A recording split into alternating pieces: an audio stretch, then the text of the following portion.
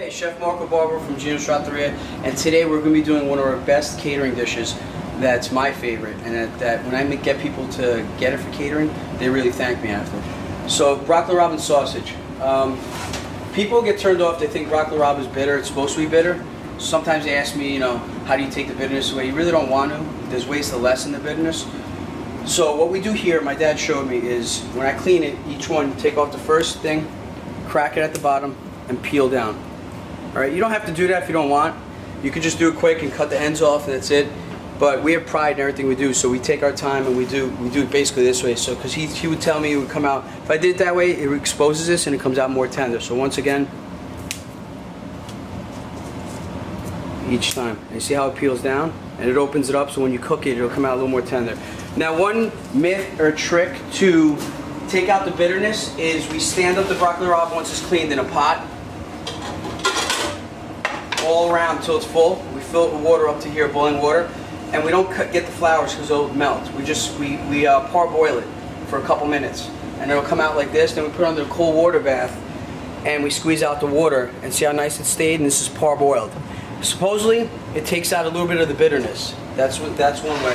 My wife at home though doesn't do that. She just takes the broccoli Rab, olive oil, garlic, throws it in when the garlic's ready, white wine, chicken stock, tops it, and it comes out perfect. So, but either way is good. There's many ways to do it. We do this at the restaurant because then once we do the cold water bath, we portion it for a portion. So when you guys order, nobody complains that they got less broccoli Rab or more broccoli Rab when we're busy. My guys don't have to measure. Everything's ready to go, chop in the pan, and we're good to go. So let's start this dish. So you got your extra virgin olive oil, and we're going to do some sliced garlic. Put a little bit more oil. All my oils, you can add more or less. Say it's 2 tablespoons. We're going to turn it on. We're using sweet sausage, sweet Italian sausage.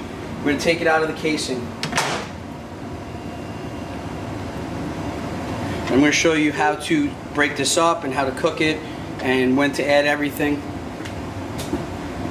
So now we're going to flatten this a little bit. I'm going to put it in the oil. And the timing on this, when the sausage is basically cooked and broken up, the garlic will be ready, and we add your white wine. So the timing is important. In the meantime, I'm going to chop up my broccoli Rab over here. Not too small. I just want to get it so it's easier to eat. When we do the a side order portion, we leave it whole on the plate. Okay, so broccoli Rab, everything's ready. So now we're just going to wait for this to saute.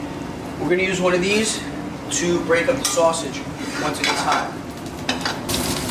So in my dishes, they're all very simple. But sometimes somebody says, why does my dish come out better than theirs at home?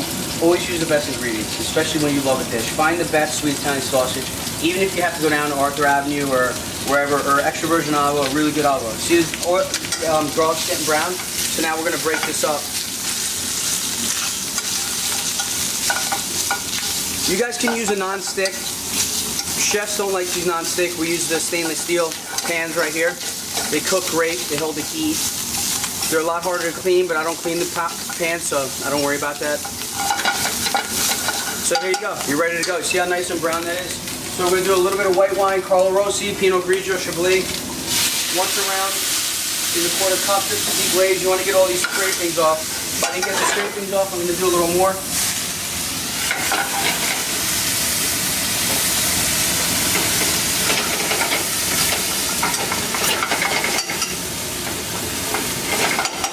Add our broccoli Rab.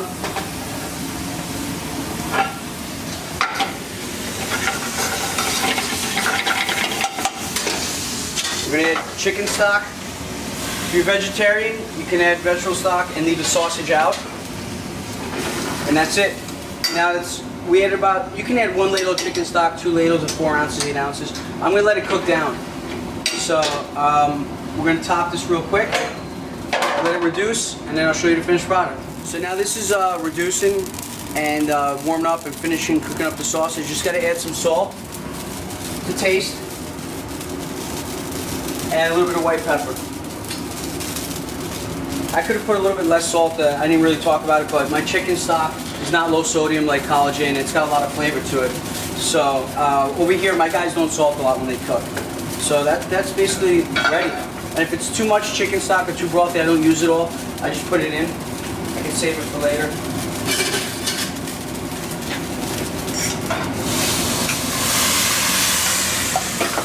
Cook some cavatelli already on the side just to save some time. So this is how we serve the pasta at the restaurant when you order it. We have 2 saute pans. One's ready. We put some in the other saute pan. We toss your pasta first. We toss it so it gets that flavor. We just don't dump it in a bowl and top it with sauce like a lot of places do, which is not the proper way. So you want to coat your pasta and give it a lot of flavor. So now the pasta's coated.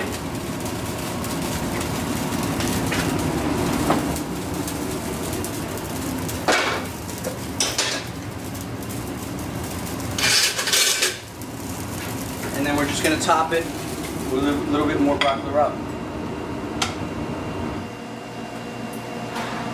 All set. There you go. Enjoy.